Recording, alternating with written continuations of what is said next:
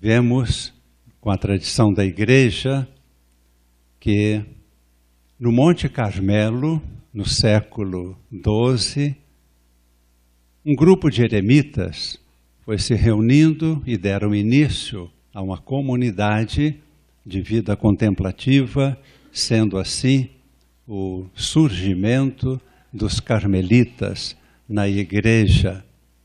E também, conforme a tradição, nós sabemos que o primeiro superior-geral da ordem, Simão Stock, teria recebido de Nossa Senhora o escapulário com a promessa da sua salvação eterna.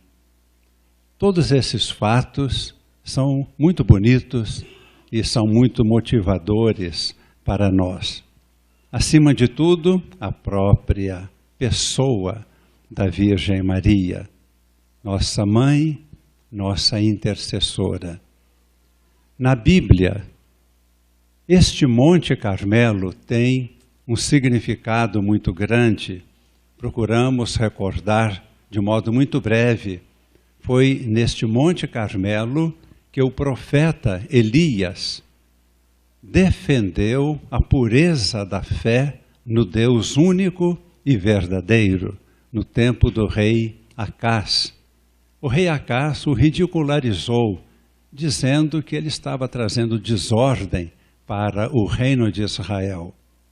Ele disse: eu sou o profeta de Deus, e desafiou, mandando que se reunisse todo o povo, todos os profetas de Baal, e nós conhecemos a história, que os profetas de Baal fizessem um altar, colocassem a vítima e rezassem a Baal, pedindo que viesse fogo sobre o altar do sacrifício.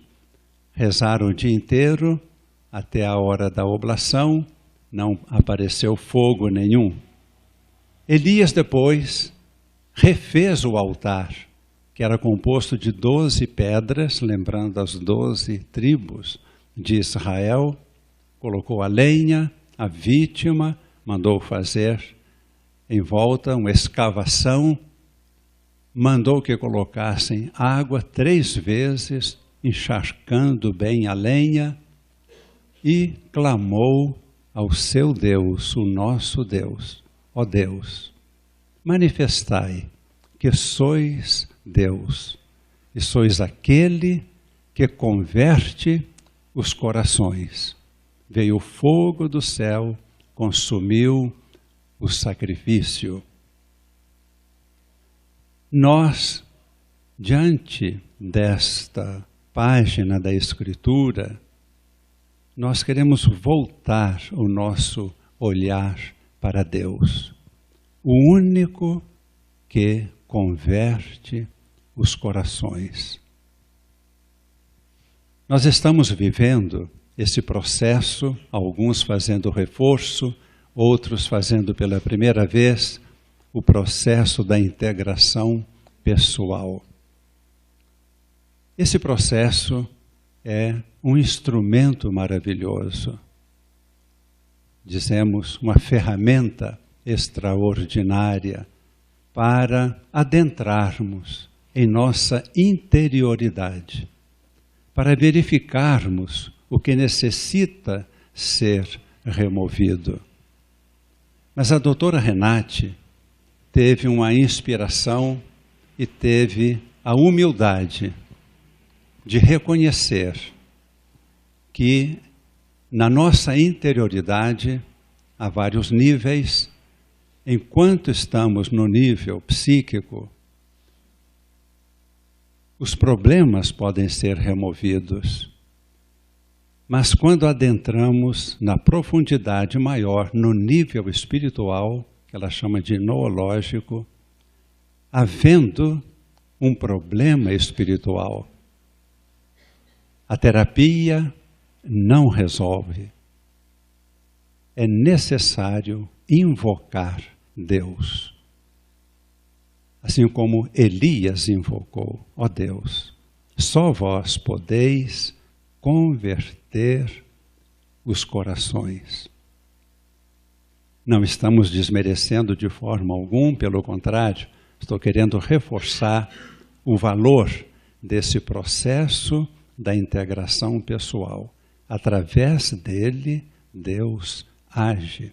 Sem esse processo, eu dou testemunho da experiência pastoral, atendendo às confissões.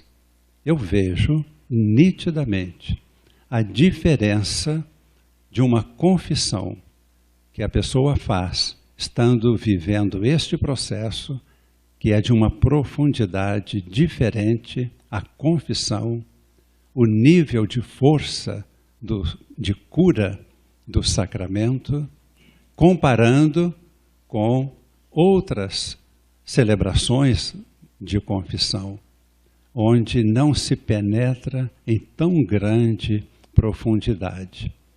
Mas o grande mérito da doutora Renate é reconhecer.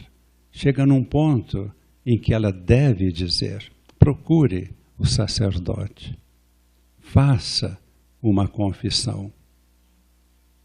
Ela vê que o seu papel vai até um determinado ponto. Não é fraqueza, não é desmerecer o trabalho, é reconhecer os âmbitos, reconhecer os limites. Jesus, nós todos o sabemos, encontra-se o texto no Evangelho de São João, capítulo 3, quando conversa com Nicodemos e diz: é preciso nascer de novo para pertencer ao reino de Deus. E Nicodemos reage: eu tenho 50 anos, como que eu vou entrar de novo no útero da minha mãe para nascer? Jesus disse: não é deste nascimento que eu estou falando. É preciso nascer do Espírito. O que nasce da carne é carne. O que nasce do Espírito é Espírito. Por isso vos disse, é preciso nascer de novo. Estamos fazendo essa pequena reflexão porque, mesmo seguindo todos os passos do processo terapêutico da ADI, processo da integração pessoal, se nós estamos numa situação em que, em nível espiritual, há um comprometimento, temos um pecado, temos algo enraizado em nós, somente a ação de Deus vai remover esse obstáculo. Caso contrário, pode-se fazer a terapia, pode-se fazer reforço algumas vezes, e o mal permanece. Enquanto não houver a ação de Deus no nível espiritual, nós permanecemos naquele estado em que nos encontrávamos antes. No Evangelho de hoje, Jesus é abordado por alguém que diz: sua mãe e seus irmãos estão aí fora querendo falar contigo. E Jesus retruca: quem é minha mãe? Quem são meus irmãos?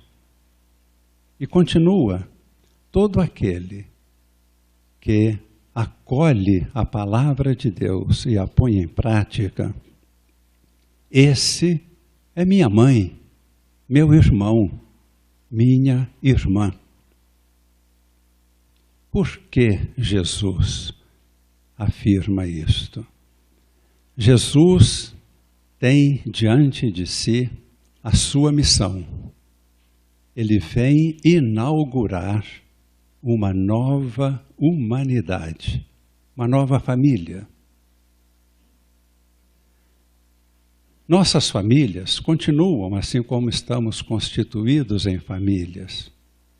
Mas a família de Deus, a família de Cristo, a nova humanidade é composta daqueles que nascem do Espírito e não da carne.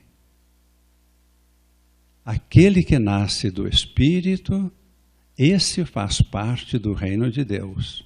E todos que nascem do Espírito e são conduzidos pelo Espírito, formamos o corpo de Cristo. A igreja, esta é a igreja. É a comunhão daqueles que vivem segundo o Espírito. É uma realidade espiritual que acontece em nós, enquanto ainda somos, como diz a igreja sabiamente, santos e pecadores. Caímos no pecado, ressurgimos, voltamos a viver segundo o Espírito. Enquanto vivendo segundo o Espírito, formamos o corpo de Cristo. Maria Santíssima é a primeira das criaturas a viver esta vida. Ela é a Imaculada Conceição. É interessante que em Lourdes, quando Nossa Senhora aparece a Bernadette, a última aparição foi no dia 16 de julho, esta data de hoje. Bernadette pergunta: quem é a senhora? Qual é o seu nome? Ela diz: eu sou a Imaculada Conceição. Ela não diz que é Maria. Ela não diz que o seu nome é Miriam, Maria. Ela diz: eu sou a Imaculada Conceição. É o início da nova humanidade. Cristo, novo Adão. Maria, nova Eva. Esta é a nova família. Esta é a igreja. E a doutora Renate teve esta intuição, percebeu isto, percebeu a nível de profundidade do seu inconsciente, a nível espiritual, como foi a concepção de Maria. Ela consagrou toda a sua obra a Jesus e a Maria. Não por sua vontade pessoal simplesmente, mas por uma inspiração de Deus, com sinais fortes. Toda esta obra está em função desta nova humanidade, desta vida nova. Então hoje, com simplicidade, pedimos à nossa mãe, a Virgem Maria, que invocamos hoje sob o título de Nossa Senhora do Carmo, que sempre seja a nossa intercessora, sempre será, é a nossa mãe, para que a nossa vida seja semelhante à sua vida. Possamos acolher plenamente a palavra de Deus, colocá-la em prática e a nossa vida se transforma em vida de Cristo. Somos cristificados, não por nosso comportamento, mas pelo Espírito que o Senhor nos dá. Somente o Espírito Santo nos cristifica, nos torna Cristo, outro Cristo. Um instante fechando nossos olhos, fazendo esta súplica com grande confiança, humildes diante da realidade da nossa fraqueza e ao mesmo tempo muito confiantes na misericórdia de Deus, pedimos que este Espírito tome posse de todo o nosso ser e nos santifique.